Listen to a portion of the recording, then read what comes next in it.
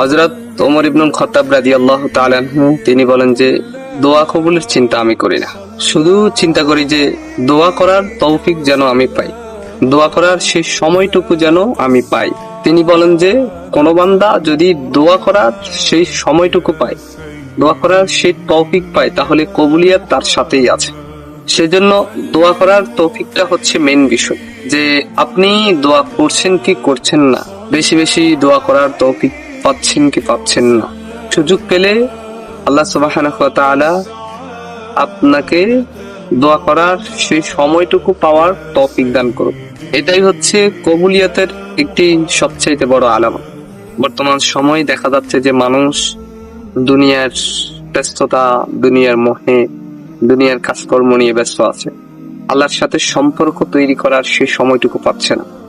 সালাত আদায় করতে পারছে না, দ্বীনের কাজ করতে পারছে না, ধর্মের কাজ করতে পারছে না, এবং মসজিদের সাথে সম্পর্ক রাখতে পারছে না, জায়নামাজের সাথে সম্পর্ক রাখতে পারছে না। এই জন্য আপনি যদি জায়নামাজের সাথে সম্পর্ক রাখেন, নামাজের সাথে সম্পর্ক রাখেন, সালাতের সাথে সম্পর্ক রাখেন, অর্থাৎ দোয়া করার সেই সময়টুকু পান, তাহলে কবুলিয়াত আল্লাহর পক্ষ থেকে আসবে।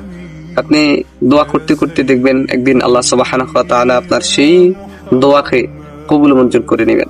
এজন্য আমাদের এই ব্যস্ততা, এই কাজকর্ম, এই দুনিয়ার এই মোহ ছেড়ে দিয়ে আল্লাহর জায়নামাজের সাথে সম্পর্ক তৈরি করতে হবে।